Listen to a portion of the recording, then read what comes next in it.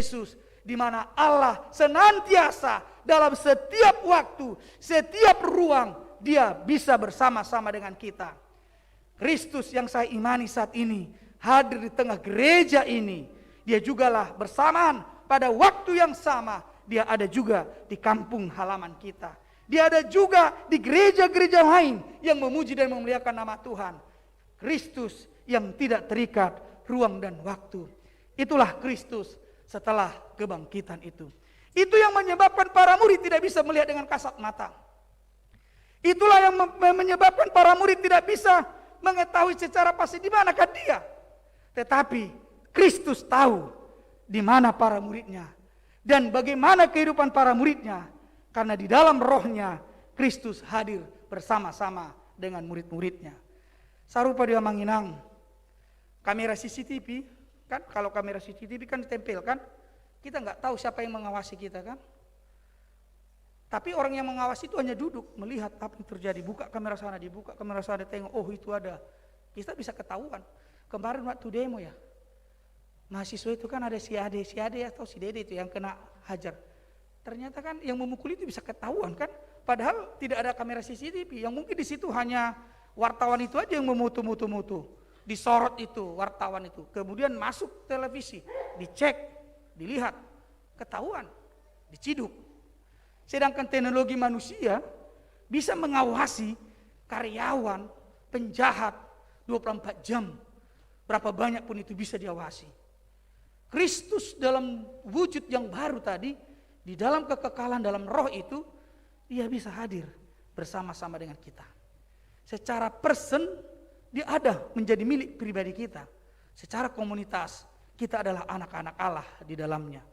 Oleh sebab itu Bapak Ibu sekalian yang terkasih, hal yang luar biasa dari perubahan yang dilakukan oleh Yesus itu, kita berdoa kepadanya tidak lagi terikat ruang dan waktu. Sama seperti dikatakan Yesus dalam Yohanes 4 ayat 24 itu. Akan ada saatnya kamu tidak lagi berdoa di sana dan di sana, dimanapun. Karena Allah adalah roh dan kebenaran. Siapa yang berdoa dalam roh dan kebenaran, dia benar-benar berdoa di dalam Tuhan. Jika seperti itu, ternyata berdoa dengan Yesus Kristus itu tidak terikat ruang dan waktu. Kita semua bisa bebas dimanapun, berdoa kapanpun. Ini yang pertama, dampak daripada kebangkitan Yesus Kristus. Yang kedua, kebangkitan Yesus Kristus itu mengubah pola pikir para murid. Ada dua hal yang kita lihat dari pola pikir para murid.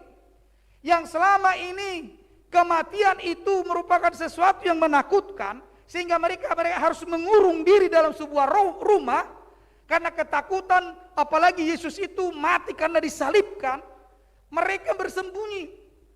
Tetapi ketika Yesus itu bangkit, pola pikir itu semua dirubah. Yang selama ini orang takut menghadapi kematian, yang selama ini orang bersembunyi karena penderitaan, tetapi ketika mereka menyaksikan kebangkitan Yesus itu, mereka berani bersaksi, menunjukkan diri mereka, tampil di bait Allah, tampil di tengah-tengah masyarakat. Bahkan mereka tidak takut menyaksikan Yesus, walaupun mereka harus kehilangan nyawa dan menderita. Pola pikir itu yang pertama. Yang kedua, pola pikir yang diubah dari kebangkitan Yesus itu adalah adanya kesetaraan gender. Yang selama ini kesaksian-kesaksian orang dalam masyarakat dipercayai hanya kesaksian kaum laki-laki. Perempuan nggak pernah dilibatkan bersaksi walaupun mereka juga mempunyai hak. Itu makanya ketika Maria, Johana, dan juga Maria Magdalena memberitahukan kepada para murid tentang apa yang mereka lihat di kuburan, mereka nggak percaya. Kenapa mereka tidak percaya? Karena mereka menganggap remeh perempuan itu status kelas 2, nggak sedih mah foto-foto mui. Kau nggak ngerti itu, kau nggak mau tahu itu, nggak bisa kau itu. Tetapi Petrus mulai bertanya-tanya, sebagai murid yang dekat kepada Yesus, benar enggak ya? Maka Petrus datang membuktikan apa yang dikatakan oleh para murid itu. Dan ternyata benar, kubur itu sudah terbuka. Dan Yesus tidak ada dalam, yang ada tinggal kain kafan. Di sana terjadi perubahan pola pikir. Adanya kesetaraan antara laki-laki dan perempuan. Ternyata kesaksian seorang perempuan itu kadangkala lebih nyata, lebih asli, lebih benar daripada laki-laki bersaksi. Aku foto manginang teh. Au surat tabain status case kasus. Mana lebih jujur laki-laki atau perempuan? Mana lebih banyak berbohong laki-laki atau perempuan?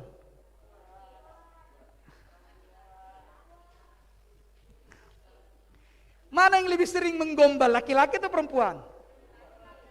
Oh, berarti kalau yang lebih sering menggombal laki-laki berarti lebih banyak bohongnya laki-laki ya? Mengapa saya katakan seperti itu?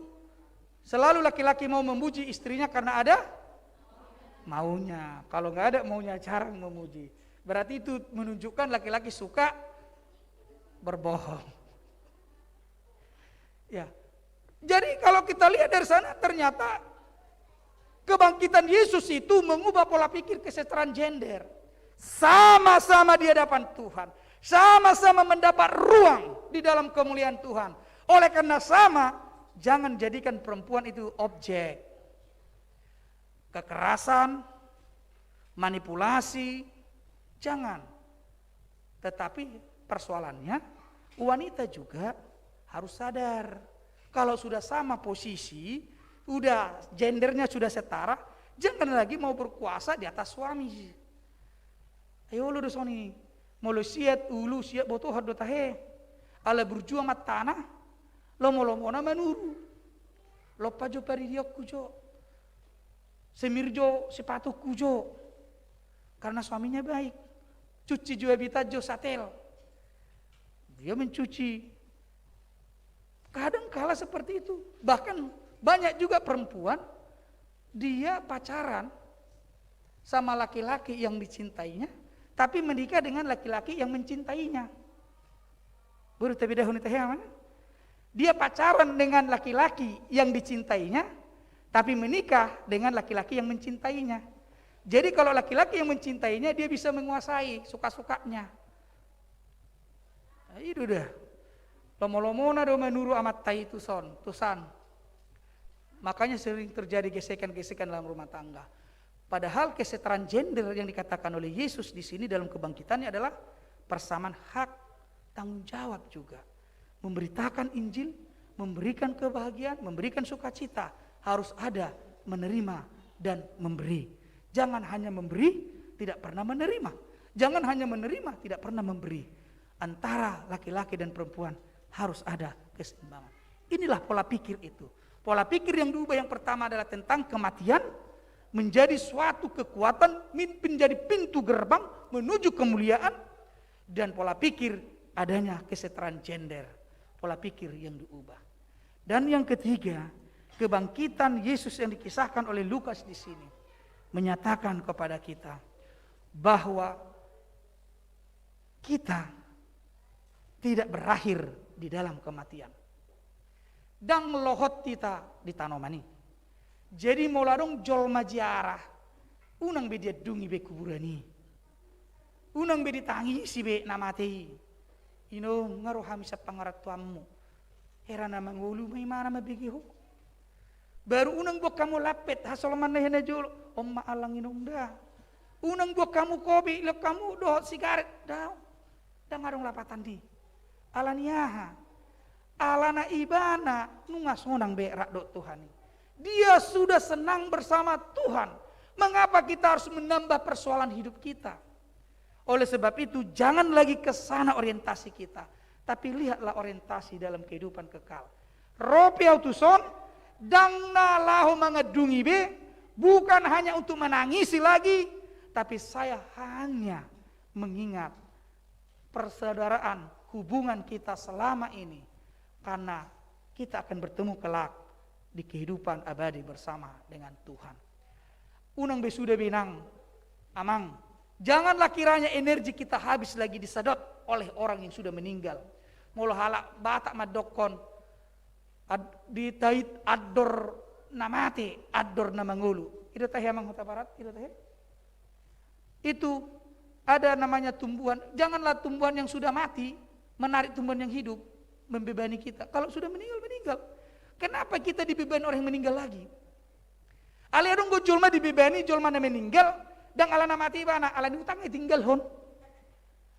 Arang gusto ni, kita dibebani Ima guarna itari adur nama te, adur nama ngulu. Kita yang hidup sekarang masih selalu berorientasi kepada yang sudah meninggal dan dia menarik-narik kita ke sana. Saya tarik kita. Pengalaman saya juga seperti itu ada ketika saya mahasiswa tinggal di salah satu rumah seorang ibu. Sudah 10 tahun yang lalu suaminya meninggal. Tapi dia selalu menangis terus mengingat suaminya itu. Selalu menangis. Jadi saya lihat tidak ada dang beres harwa persoalan masa lalu dengan suaminya. Bahkan pernah juga warga jemaat kita seperti itu. Ada seorang ibu, ternyata suaminya itu meninggal pada saat mereka bertengkar. Bersoal. Tiba-tiba suaminya pergi keluar jalan, bawa motor, tabrakan mati. Yang terakhir diingat seorang istri adalah pertengkaran itu. Dan itulah yang membuat dia terus sedih menangis. Dan akhirnya apa? Dia nggak sempat mau minta penyesalan, mau minta maaf, nggak ada waktu. Dan akhirnya kematian suaminya itulah terus menggerogoti masa depan dia. Itu dari sudut sana. Tapi dari sudut yang lain juga karena suaminya begitu baik, meninggal, dia kehilangan kendali, kehilangan arah. Makanya seorang suami juga sekali-sekali nggak usah terlampau baik lah. Perlu juga itu istrinya juga di stressing itu. Kalau kita meninggal supaya mereka jangan kehilangan pegangan. Bahkan mereka mengatakan untung kau mati, saya bisa berdiri sendiri. Gitu. Itu juga pernah saya alami. Warga jemaat seorang ibu ketika suaminya meninggal dia nggak merasa terbeban, dia merasa nyaman. Saya tanya, Inang, kok cepat kali kau bisa pulih dan mampu? Iya Lamang, orang juga suamiku ini dulu waktu saya hidup, waktu dia masih hidup sama dia, saya selalu diancam pakai golok. Setiap mau tidur, golok itu selalu di atas bantal, di bawah bantal. Kalau mabuk dia selalu mengancam saya. Kalau seperti itu suami, ya memang istri selalu berdua supaya cepat suaminya mati. Jadi tapi jangan sampai seperti itulah seorang suami sama istri. Dan juga suami itu juga jangan terlampau baik kali lah sama istri. Karena apa? Kalau sempat meninggal suaminya, anak-anak masih kecil-kecil yang harus diperjuangkan. Sementara dia habis disedot oleh orang yang mati. Kapan anak ini bisa bertumbuh? Idu nahuduk nakaning, unang manian, itari ador namate, ador namangulu. Janganlah yang sudah pergi membebani kita lagi. Tapi mari kita melihat jauh ke depan. Supaya kita bebas. Karena kalau kita mengingat dia pun di masa lalu, biarlah itu menjadi daya dorong, motivasi kita untuk berkarya di masa depan. Kita selesaikanlah memori kita tentang dia. Kita tangisilah dia pada saat itu dia meninggal di situ. Anggo isi ma papuas sudi rahmuna. Isi mata papuas arsatai. Alai setelah itu cukup. Terima kasih atas hubungan kita selama ini. Tapi perjalanan hidup kami masih jauh ke depan. Kristuslah yang menjadi penyerta kita di sana. Ikoni dua manginang itu. Molo jara pihitan no mangida akan eta haulongi. Unang bese tarihok bihita tunasida. Unang bese tusi bihita lumur hatta. Alai tahalungut temma pajupang rado imana haduan di surgo paradiso. Nunga sonang ibana. Ta angguki pi, ta tangisi pi, dan adong be pakorone di mana. Tutup pembukuan dengan dia. Tidak ada lagi yang mau kita katakan tentang dia. Tetapi kisah dia, cerita dia bisa kita wariskan kepada anak-anak kita. Dan itu bisa membentuk moral anak-anak kita tentang cerita nenek moyangnya, cerita tentang orang tuanya. Jadi mulu boitong, kamu makisahi. Idu molarung sahala namoding selalu ada namanya daftar riwayat hidup. Ia amat tahun, ia inat tahun selalu ditulis. Bahkan yang uniknya, kehidupan yang kita jalani 100 tahun, hanya selembar kertasnya akhirnya nanti. Dan lu bisa selebar karetasi. Ngarung 100 welu tahun, ruas ni huriata nama rusung ngolu, tonggo salebari. Ya amat tahun situa sianu, tubuh mau tanggal sekian, menikah tanggal sekian, dia melayani, tinggal 1 lembar itu aja. Tujuannya untuk apa? Supaya keturunannya tahu siapa nenek moyangnya, siapa ayahnya, siapa ibunya. Hanya sebatas itu. Padahal kita sudah menjalani 100 tahun. Hanya tinggal secari lembar kertas. Kalau itu tinggal secari lembar kertas, berarti kita suatu saat akan berlalu seperti angin. Orang yang beriman Dia berlalu seperti itu, tapi tidak di situ akhirnya ada keselamatan, kebersamaan, bersama-sama dengan Kristus di dalam keabadian. Itulah pengharapan kita. Bagaimana kita tahu akan keabadian itu? Melalui kebangkitan Yesus. Kebangkitan Yesus menuntun kita pada kehidupan kekal bersama dengan Dia. Au sura dang adong haheoni dang adong pakirimota. Amin. Martang yang mahita. Kita berdoa.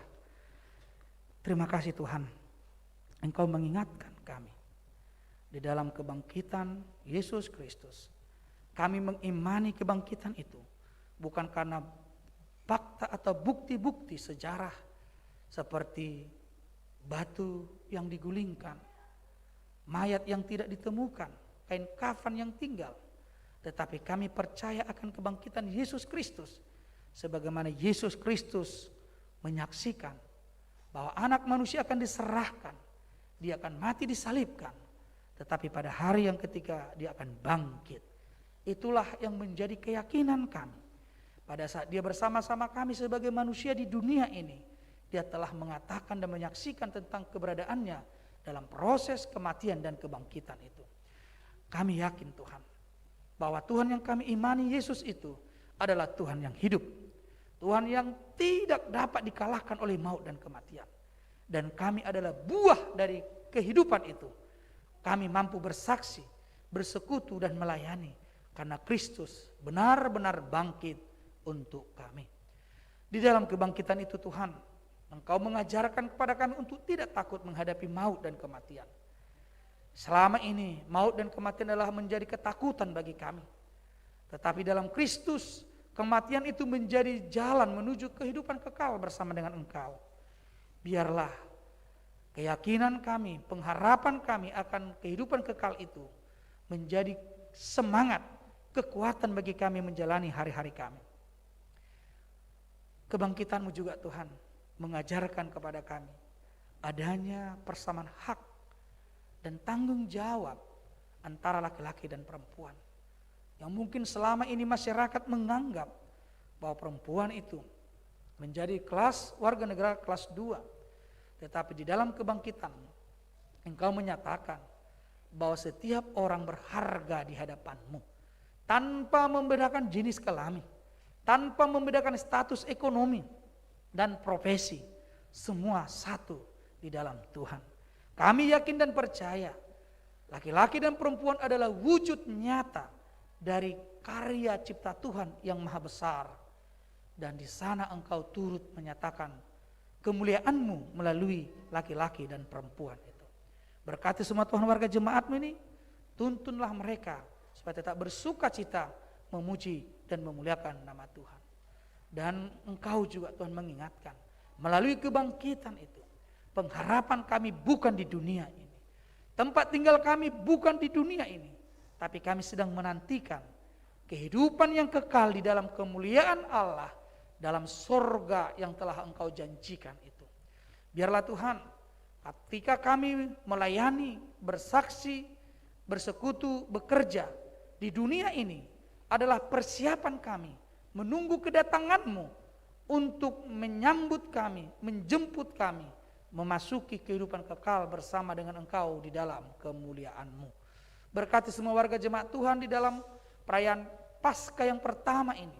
Yang lemah Engkau kuatkan, yang sakit Engkau beri kesembuhan, yang bergumul Engkau hibur Tuhan, supaya mereka mampu memberikan kekuatan kepada mereka dalam menjalani kesulitan-kesulitan yang mereka alami. Ya Tuhan kami, warga jemaat-Mu dimanapun mereka berada, yang beribadah dalam gedung gereja ini dan di rumah masing-masing, ataupun aktivitas di luar rumah, biarlah kasih setia Tuhan yang memelihara kehidupan mereka. Dalam Kristus Yesus kami telah berdoa dan memohon ke dalam tangan-Mu. Amin.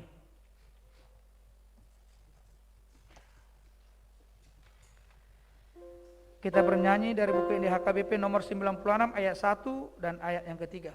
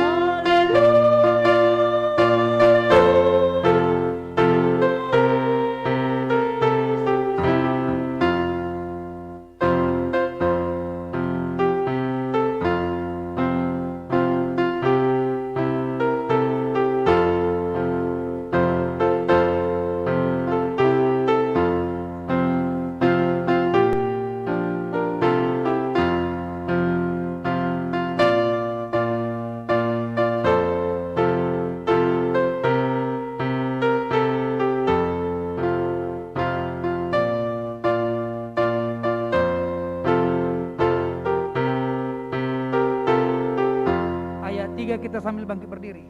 Ayat 2.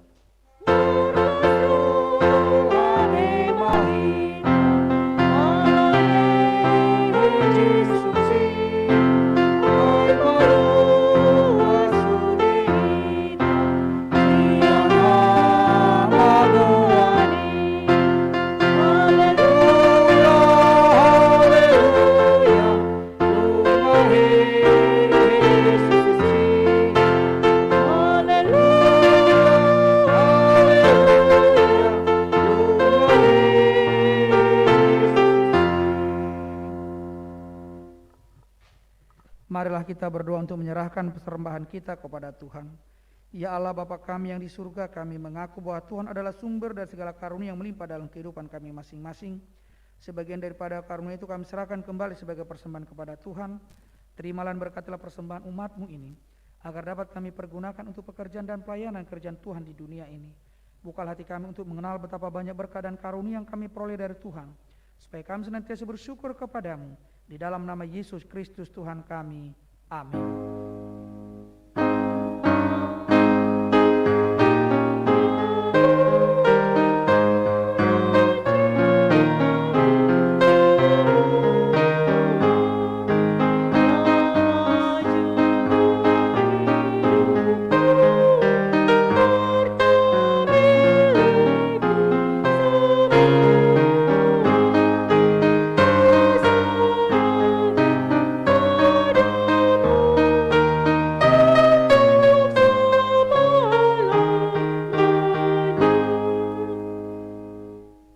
Ya Allah Tuhan kami yang maha pengasih, kami berterima kasih dan memuji Engkau karena Engkau lahirkan kembali ke dalam pengharapan yang hidup dengan kebangkitan anak-Mu Yesus Kristus dari antara orang mati. Dia adalah juru selamat dan hidup, serta Tuhan kami dan menjadi kepala yang harus kami taati. Sekarang kami bersuka cita karena kebangkitannya. Iblis, dosa dan maut telah ditaklukkan dan kami tidak akan takut lagi menghadapinya. Dan segala sengatnya karena kemenangan Tuhan kami, Panglima perkasa yang menuntun kami dari kematian hingga kepada kebangkitan daging. Kami memohon kasihani dan kuatkan iman kami agar jangan bimbang menghadapi maut. Buka hati kami dan saudara-saudara kami agar kami bersama-sama dibangkitkan kepada kehidupan baru. Berkatilah jemaat-Mu dan hamba-hamba-Mu yang memberitakan kebangkitan Tuhan Yesus, agar semua orang sadar dan bangkit melawan dosa. Teguhkanlah iman kami, mempercayai bahwa kami telah didamaikan kepadamu karena karya keselamatan anak-Mu Tuhan Yesus Kristus. Beri kesabaran dan penghiburan bagi kami. Jadikanlah hati yang suci dan jiwa kami yang teguh, agar kami mengakui bahwa kami telah dibenarkan oleh Tuhan Yesus Kristus. Berilah kami pengharapan yang hidup, agar kami terhibur mengingat saudara-saudara kami yang telah Tuhan panggil ke hadirat-Mu. Dan hati kami terhibur dalam penderitaan di dunia ini. Hiburkan juga mereka yang kemalangan, yang sengsara, yang miskin, yatim piatu, para janda, dan semua orang yang merindukan hidup kekal karena kebangkitan Tuhan Yesus Kristus Tuhan kami. Amin. Bapa kami yang di surga, dikuduskanlah nama-Mu. Datanglah kerajaan-Mu, jadilah kehendak-Mu di bumi seperti di surga. Berikanlah kami pada hari ini makanan kami yang secukupnya. Dan ampunilah kami akan kesalahan kami, seperti kami juga telah mengampuni orang yang bersalah kepada kami. Dan janganlah membawa kami ke dalam pencobaan, tetapi lepaskanlah kami daripada yang jahat.